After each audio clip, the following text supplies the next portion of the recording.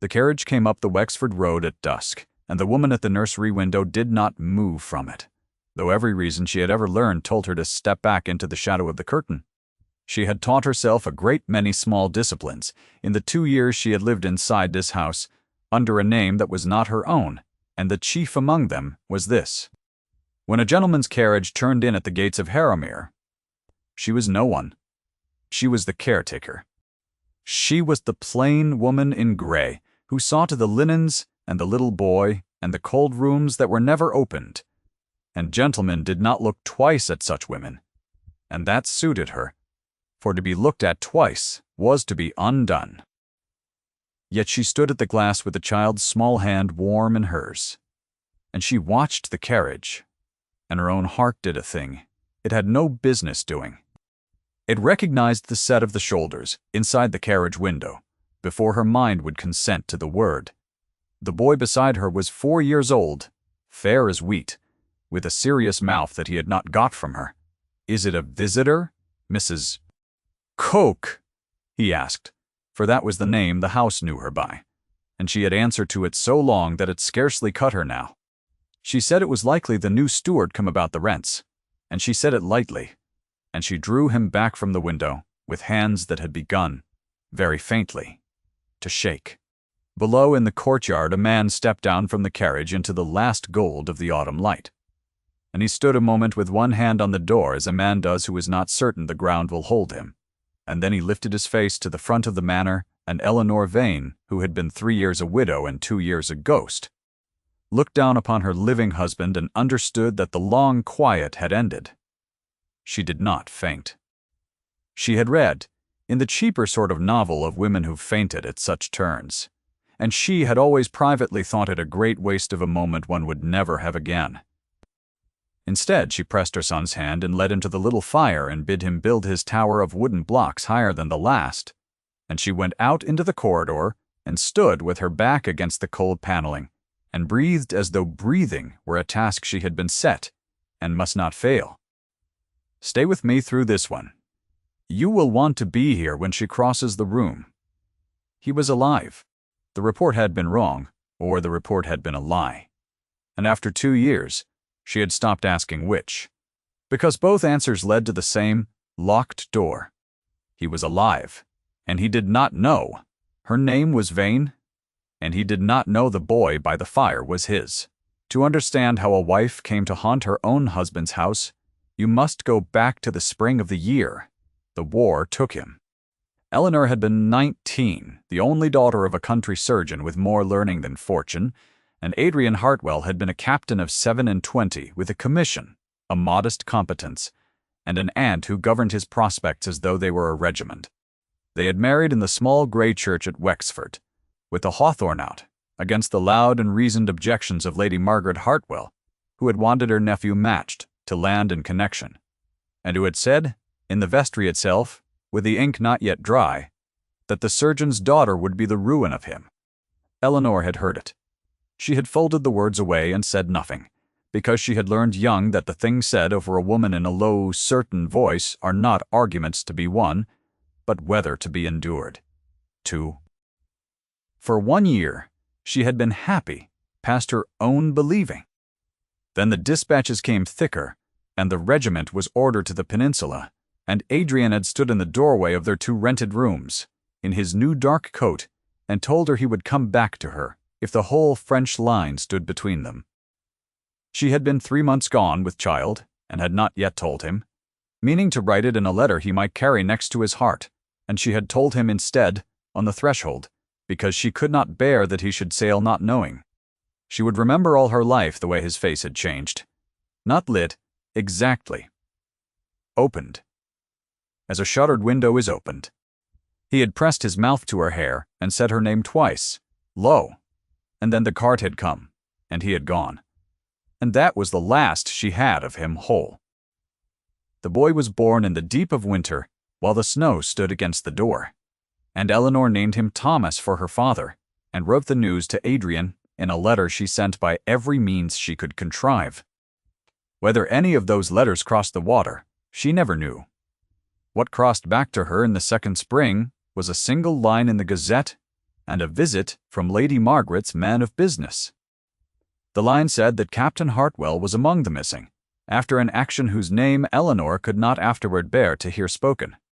The man of business said more gently than his mistress would have that, as there was no proof of a living heir of the body recognized in law, and as the small Hartwell competence was entailed away through the male line in the absence of such proof, Mrs. Proof, Hartwell would understand that her position was now extremely delicate.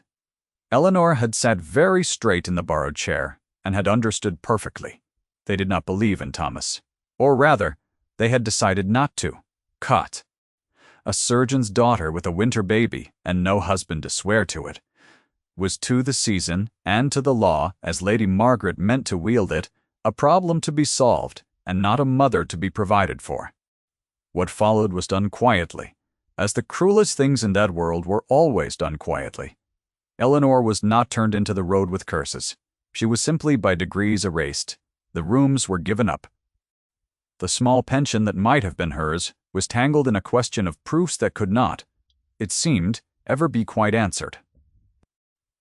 Lady Margaret installed at Harrowmere her late husband's great-nephew, a soft-handed young man named Percival Doctorby, who had debts in 3 counties and a way of looking at a room as if pricing it, and the estate that should one day have been Thomas's settled into other hands while the boy who was its true claim slept in a curate's spare bed 2 villages off.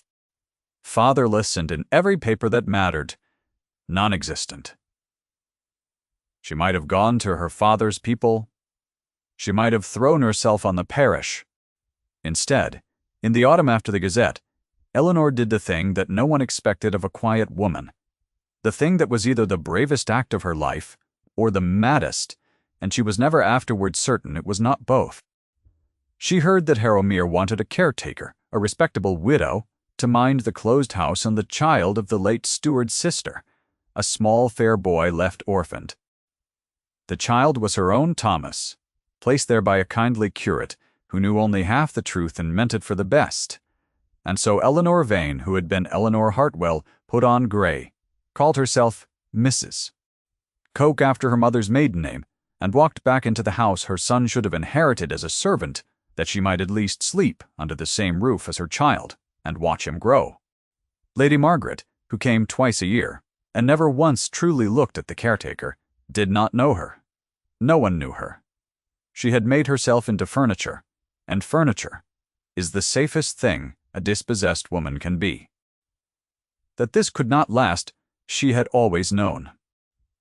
She had simply never let herself imagine the particular shape its ending would take, and never, in 2 years of careful invisibility, had she let herself imagine that the carriage on the Wexford road would one day carry Adrian not missing, not dead, but thin and weathered and entirely alive, home to a manor that believed him in the ground.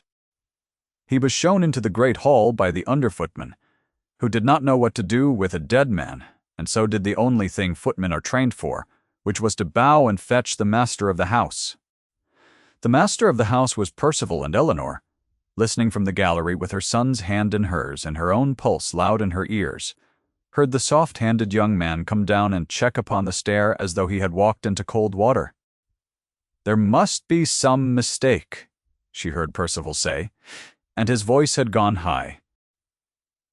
Captain Hartwell was lost at, and he named the action, and there was a silence, and then a voice she had carried 2 years under her ribs said level and very tired, "I was taken.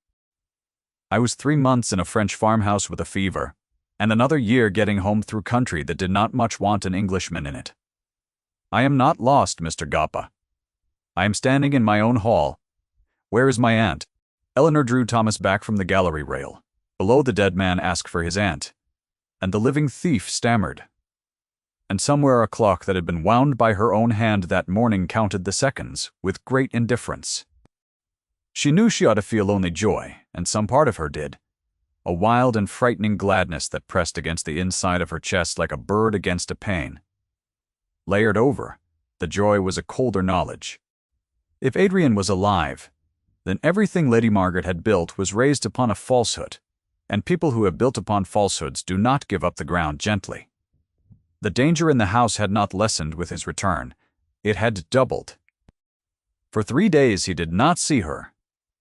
Or rather, he saw her as everyone saw her, which was not at all. She brought coals to the study where he sat over the estate books with his jaw tight, and he said, "Thank you," without lifting his eyes. And she went out again with her heart hammering and her face still as a held breath. He had aged more than the years accounted for. There was gray at his temple that had not been there, and a way he had of going very still in the middle of a movement, as though listening for a sound the rest of the house could not hear. The war had marked him in places that did not show. She knew because she had learned to read silences, and his were full. Lady Margaret came on the 4th day, and Eleanor, carrying linens past the half-open door of the morning room, heard the first of the 3 blows that would fall before this was finished. The dowager's voice was a polished and beautiful instrument, and she used it now to wound while seeming to soothe. "My dear Adrian," she said, "you cannot mean to credit every village tale. The woman who claimed to be your wife died of a fever within the year, poor creature, and there was no child, whatever the gossips say. The caretaker you keep tripping over is nothing more than a servant with a fatherless boy to her charge. I had her took on out of Christian feeling. Do not, I beg you, build a grief on a phantom." Eleanor stood in the corridor with the linens pressed to her like armor, and heard herself, her living self, pronounced dead a second time, and heard her son named a phantom, and did not make a sound, because a sound would have cost her everything, and she had learned the price of sounds. But Adrian did not answer his aunt as the aunt expected. There was a pause, and then his voice came low. "I buried no one," he said. "I should like to see the grave." And in that one quiet sentence, Eleanor heard a thing that loosened a knot 2 years old in her chest, for it was not the sentence of a man being managed. It was the sentence of a man who had begun somewhere under the weariness to count the things that did not add.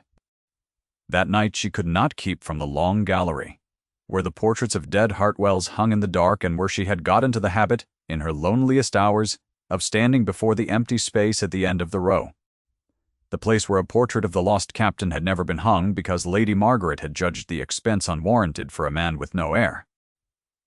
Eleanor was standing there in her nightgown with a single candle when she heard a step, and turned, and it was Adrian in his shirt-sleeves, with a glass of something in his hand and the particular looseness of a man who has not slept in his own house in 3 years, and finds he cannot now. He stopped when he saw her. For the length of 3 heartbeats they looked at one another across the candlelight, and she watched his face the way she had taught herself to watch faces. And she saw it, the flicker, the small, impossible recognition, gone almost before it came, the way a man dismisses a thing too large to hold. "Forgive me," he said. "I did not think anyone walked here at night. Only me, sir," she said, and dropped her eyes, and turned to go. "Stay a moment." It was not a request. It was the first of his commands, the level kind that she would come to know, the kind that sounded like coldness to the household and was something else entirely underneath. "You keep this house. You will know its stories." Whose place is that at the end? Why does it hang empty? She could have lied. She had lied 100 times in this house, and slept after. Yet she was so tired, and the candle was warm, and he was alive, and so she told him a piece of the truth, folded inside a servant's deference. "It was meant for the young master, sir, the captain that was lost. There was no portrait made. They said there was no call for one." She heard her own voice, not quite steady on the word captain, and she saw him hear it too, and she gathered her candle and left him standing before the empty frame. And she did not breathe properly until she was 3 corridors away. If you have ever kept a great secret in a small house, you will know how the next weeks went. The body knows what the mouth will not say. Eleanor found that she could not be in a room with Adrian without her skin reporting his exact position to her, the way the skin reports the nearness of a fire. She would be polishing the long table and know without turning that he had come to the doorway. She would set down a tray and feel his eyes upon her hands, and have to school those hands not to tremble. Those hands that had once been held in his on a churchyard path with hawthorn falling, And he, for his part, began to find reasons. A man does not require coals brought 4 times in an afternoon. A man does not ask the caretaker her opinion of the Southfield drainage, and listen and act upon it. He was circling something he could not name, and she was the thing he circled, and the house watched, and Lady Margaret watched. Hardest of all the boy was the danger, and the boy was the joy. Thomas had his father's serious mouth and his father's way of going still to listen, and Eleanor lived in terror that Adrian would see it, and lived also in a fierce and treacherous hope that he would. One gray afternoon she came into the library to find them both there, the man and the boy, Adrian seated with the great atlas open, and Thomas at his knee. And Adrian was showing him the shape of Spain with one scarred finger, and saying the names of rivers, and the child was repeating them gravely. And the light came in low and gold across the 2 fair heads bent over the same page. And Eleanor stood in the doorway with the duster forgotten in her hand, and felt her whole carefully built life shift on its foundation. Adrian looked up and caught her there. Something passed over his face. "He has a good head for it," he said. "Whose boy is he again?" And Eleanor said, "An orphan, sir, of the late steward's family." And the lie tasted of iron, and the child looked from one to the other of them with his serious eyes. And the moment closed. It was the witnessing that turned him, though she did not know it had happened until much later. There was a tenant on the Harrowmere land, an old woman named Bessam, whose son had gone for a soldier and not come back, and who had fallen behind on her cottage rent through no fault but grief and a bad knee. And Percival, still grasping at the management he was about to lose, had ordered her turned out before the winter. Eleanor heard of it in the kitchen. That night, after the house was abed, she took what little she had saved from her own small wage, coins counted and recounted, and she walked the 2 miles to the Bessam cottage in the cold, and put the money in the old woman's hand and made her promise to tell no one. It had come from the caretaker. For a servant who gave away money would be asked where she got it, and questions were the one luxury Eleanor could not afford.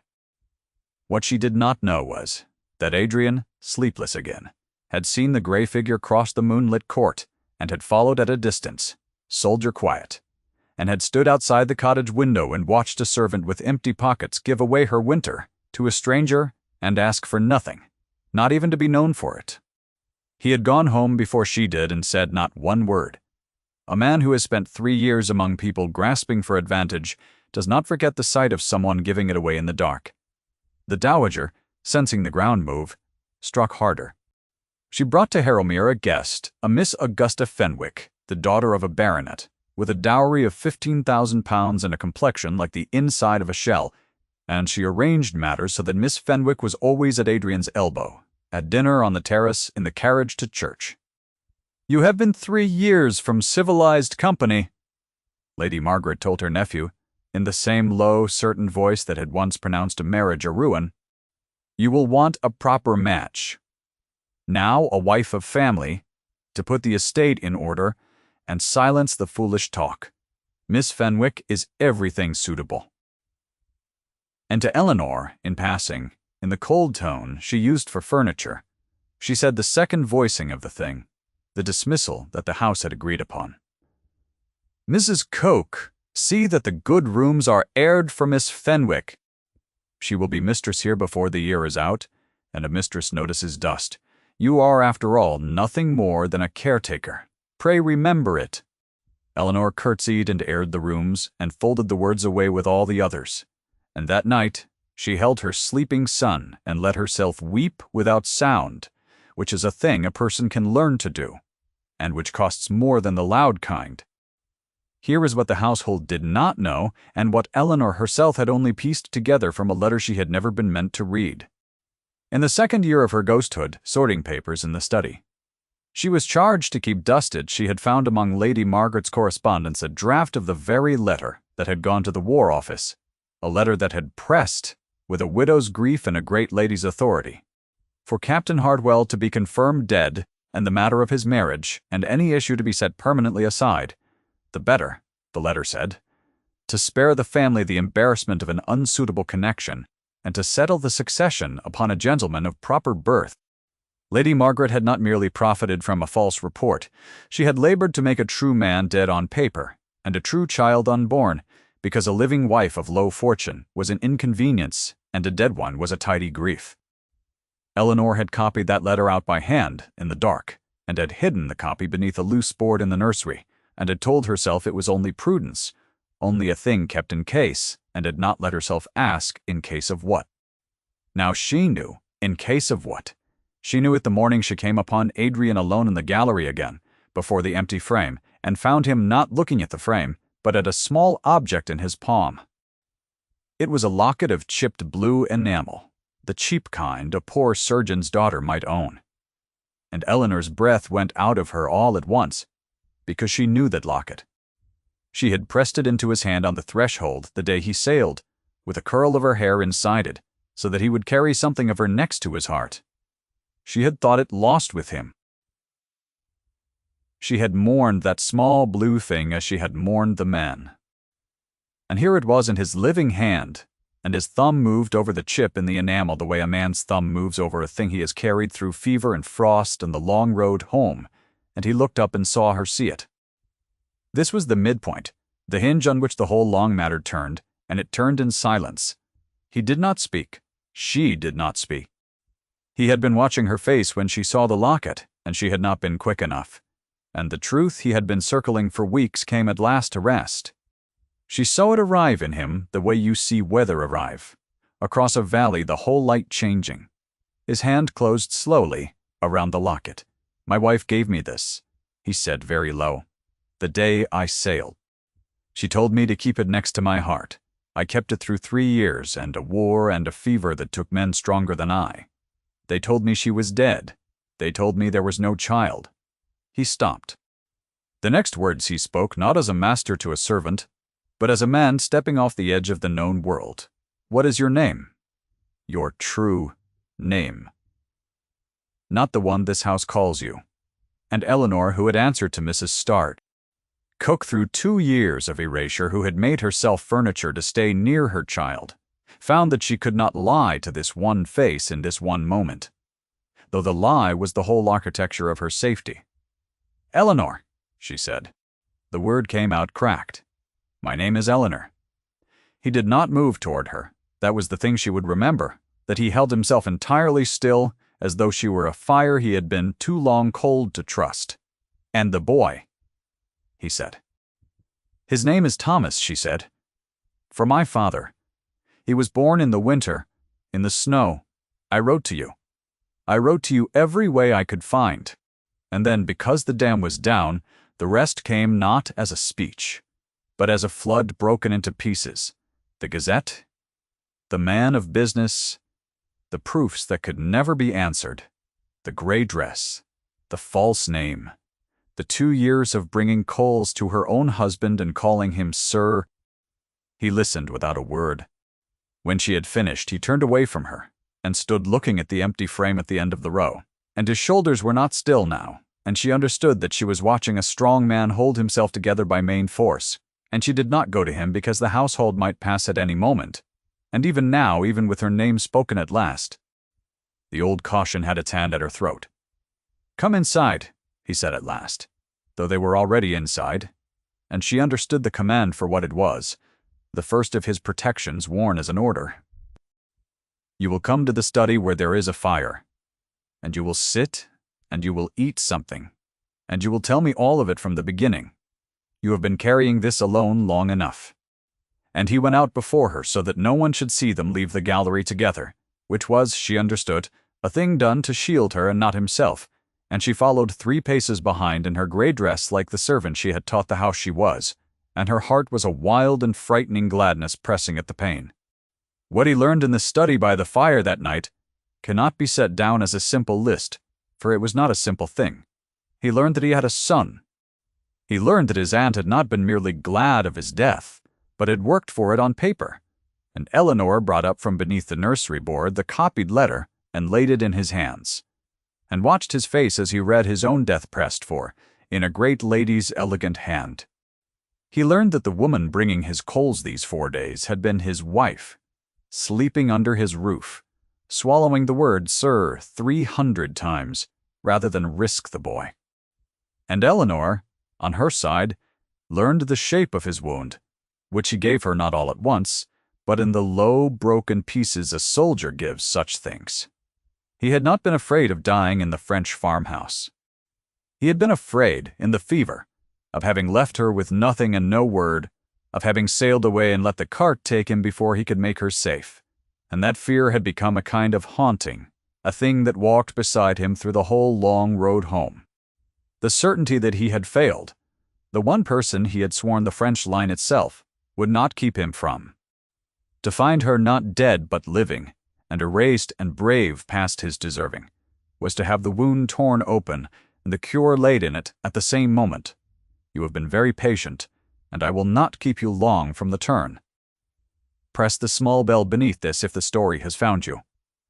And let us go on, for the assembly is near and the house has begun to choose its side. But knowing the truth and proving it were two different countries. And between them lay the law, which Lady Margaret understood better than either of them. A wife with no surviving witness to her marriage, with a husband 3 years gone, and a child no one had registered, was in the cold machinery of proofs, very nearly as unprovable now as she had been when they called her dead. The marriage had taken place in the small church at Wexford, but the old vicar who had performed it had himself since died, and Lady Margaret had let it be widely understood that the register of those years had been lost in a damp that took half the parish records. If the register was gone, then Eleanor Hartwell had no more legal existence than Mrs. Coke, and the boy was an orphan of the steward's family. And Percival's claim, however soft his hands, stood on firm ground. Adrian set his solicitor to the matter quietly, a careful grey man named Mr. Roud. Aldous who came and went by the side door, and said little, and they waited, and Lady Margaret, who had not survived 40 years in society without learning to smell a change in the wind, moved to settle the question before it could be opened. She chose the Harvest Assembly at Wexford to do it, the same great room with the same long windows where, years before, the county had first taken the measure of the surgeon's daughter who had married above herself and been found wanting. It was the arena where the first verdict had been rendered, and Lady Margaret, with the instinct of her kind, meant to render the final one there too. She announced in the week before that the engagement of her nephew Major Hartwell to Miss Augusta Fenwick would be made known at the assembly, and she did this without consulting her nephew, trusting that a public announcement would be a thing too awkward and too costly for a man newly returned to unmake before all the county. She was a great believer in the power of a thing once said aloud in a full room. She had, after all, built her whole victory on things said aloud in full rooms. The night of the assembly, Eleanor was not to attend, of course. Caretakers did not attend assemblies. Yet Adrian had told her, in the study in the low voice that brooked no argument and meant only her protection, that she was to come, that she was to wear a particular gown he had caused to be sent, a gown of soft dark green, such as a gentleman's wife might wear, and that she was to come late and stand at the back near the long windows, and that whatever was said before she arrived, she was to hold her peace until he spoke her name. "Trust me this once," he had said. "You have trusted no one in 2 years. And you were right, not to trust me now." And Eleanor, who had unlearned trust as a survival, found that she could not refuse the asking. And so she dressed in the green gown with her hands shaking, and she left Thomas in the care of the one kitchen maid she had come to count a friend, and she went to the place where she had once been judged. The assembly room was full of candlelight, and the county in its best, and the dowager held court near the top of the room with Miss Fenwick at her side in white, and the soft-handed Percival hovering. And when the music paused, Lady Margaret made a small sign, and the master of ceremonies called for the room's attention, and she rose to make her announcement with the serene face of a woman who has never once doubted that the room is hers. Eleanor came in at the back as the dowager began to speak, and she heard, as she crossed into the candlelight, the third voicing of the old dismissal, spoken now to the whole county at once, for Lady Margaret had seen the grey caretaker enter in an unaccustomed green, and had chosen to make the woman's presence a small joke in service of her larger purpose. "And do not be alarmed by the woman at the back," she said lightly, and the room turned to look. She is no one, merely my nephew's caretaker who has forgotten her place tonight. The good Major is too soft-hearted by half. With his servants he will learn better with a proper wife to guide him. As I was saying, it is my very great pleasure to announce. She got no further. Across the whole length of the bright room, Major Adrian Hartwell set down his glass upon a side table with a small final sound that somehow carried, and he crossed the floor. He did not hurry. He crossed it the way she had seen him go, still in the middle of a movement, with the whole of him gathered, and the county fell silent to watch a returned soldier walk the length of an assembly room toward a woman in green at the back. Lady Margaret's serene face faltered for the first time in Eleanor's knowledge of it. Faltered, and then went rigid as she understood a half-second too late what her nephew meant to do. He came to a stop before Eleanor. He took her hand, the raw and careful hand that had brought him coals, and he turned with it held in his so that the whole room could see. And he looked not at his aunt, but at the county that had judged her once, and he said, the thing he had carried across the floor. This is my wife. I am not announcing an engagement tonight, that was all. 12 words, and a held silence. He did not denounce his aunt before the room. He did not produce the damning letter to ruin her in public, though it was in Mr. Aldous' keeping, and would do its quiet work where such work is properly done. He did not match her cruelty with cruelty. He simply, in front of the exact assembly that had rendered the first verdict, claimed his wife and unmade the engagement his aunt had tried to make for him, and the doing of it was the more complete for being so small. The county, which a moment before had been prepared to laugh at a caretaker, found itself looking at the Major's wife, and the county, as it always did when finally shown the truth, plainly adjusted. An elderly lady near the windows, who turned out to be the dead vicar's widowed sister, said in a carrying voice that she remembered the Wexford wedding very well, Hawthorne and all, and had wondered these 2 years where the poor young wife had got to. The room began to murmur, and the murmur was not against Eleanor. Lady Margaret did not collapse in the way of stage villains. She did a worse and more human thing. She stood with her announcement half made, and her mouth slightly open, and the room no longer hers. And for one moment the great instrument of her voice failed her entirely, and she said only twice, "The register. The register is lost." And on the second, saying she heard, as everyone heard how it sounded, that a lost register was a thing she knew rather too precisely. Mr. Drake, Mr. B's. Aldous, standing quietly near the door where Adrian had placed him, remarked to no one in particular that it was a curious thing, but the Wexford register had been found quite safe after all in the diocesan store at the cathedral, where damp had never reached it, and that the entry of the marriage was perfectly legible, and the baptism of one Thomas Hartwell, born the following winter, entered beneath it in the late vicar's own hand, for the old man had ridden out through the snow to do it, and had simply never been asked. She had not known her father-named son was written anywhere at all. She heard it in a public room from a stranger's mouth, and felt the 2 years fall away from her like a coat too heavy for the weather. Miss Fenwick, who was a sillier girl than she was a cruel one, looked from the dowager to the Major to the woman in green, and worked out the shape of things with creditable speed, and she dropped a small curtsy in Eleanor's direction that was, under the circumstances, rather graceful, and removed herself to the supper-room, where she was shortly to be seen laughing with a young clergyman of no fortune whatever, which surprised everyone but did her credit. And Percival, seeing the management of Harrowmere walk out of his soft hands forever, did the only sensible thing left to a man with debts in 3 counties, which was to find his coat and a fast horse, and quit the assembly before anyone thought to ask him hard questions, and he was gone from the county by morning, and is not a part of this story any longer. It was over very quickly, as these things are when the truth has only been waiting for a door to be opened.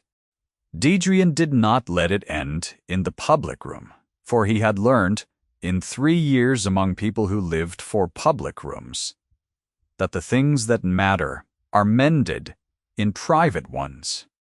He drew Eleanor out through the long windows onto the cold terrace where the harvest moon stood over the Wexford fields, and there, away from the murmuring county and the ruined dowager, he stood before her at last without the held stillness, and let her see his face change the way it had changed once before on a threshold years ago, opened, like a shuttered window opened.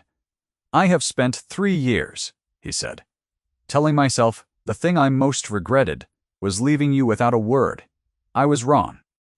The thing I most regret is the 300 times you said the word sir to me in this last fortnight while I was too slow and too proud and too afraid of my own hope to know you.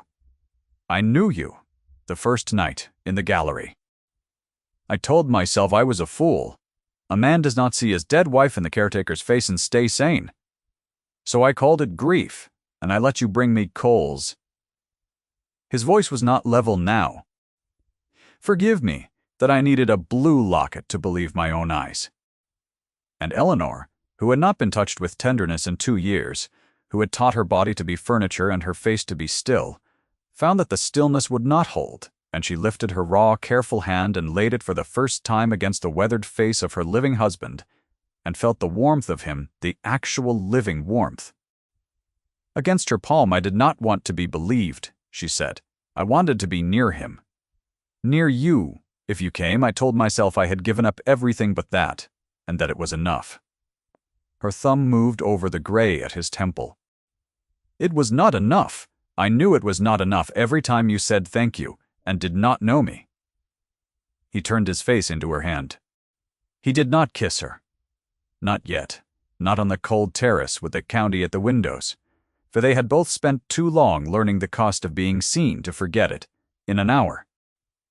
Instead, he held her hand against his cheek, with both of his, and he bent his head until his brow rested against hers, and they stood in the moonlight breathing the same cold air, and the want that had moved under everything for a fortnight stood plainly between them now, named, and held and not yet spent, and it was the more for the waiting. "Come home," he said against her hair, and this command had no protection hidden in it, and no coldness, only the plain thing itself.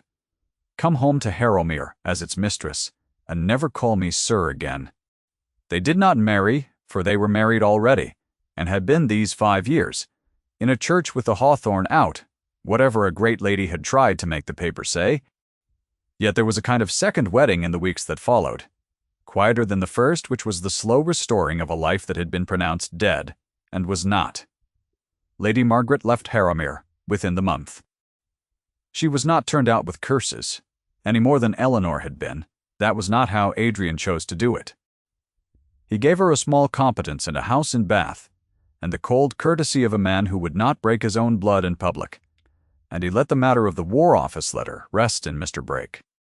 All this is keeping where it would discipline her silence to the end of her days, and she went, an old woman whose certain voice had at last met a room it could not govern, and there was no triumph in the house at her going, only the quiet of a wrong set right.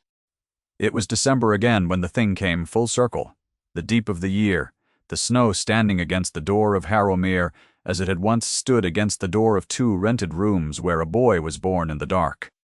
Eleanor sat by the great fire in the library that had once held a man and a child bent over an atlas, and the child was at her knee again, and at his, at last, was his father, and the 3 fair heads were close in the firelight.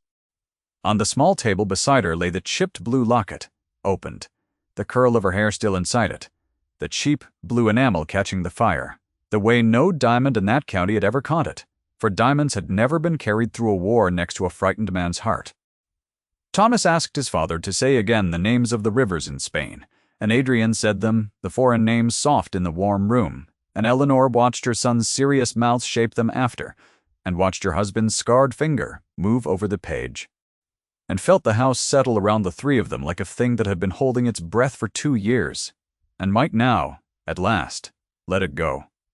The boy fell asleep against his father's side, with a river still half-spoken on his lips. Adrian carried him up, and Eleanor banked the fire, and on her way to the stair she paused, as she had so often paused, before the long gallery. The empty frame at the end of the row was empty no longer. There was a portrait in it now, newly hung, and it was not of the lost captain after all, but of a woman, in a soft dark green gown, with a fair child on her lap and a small blue locket at her throat, and beneath it, in fresh guilt, a single word that the whole house would read for 100 years and never again forget. Mistress.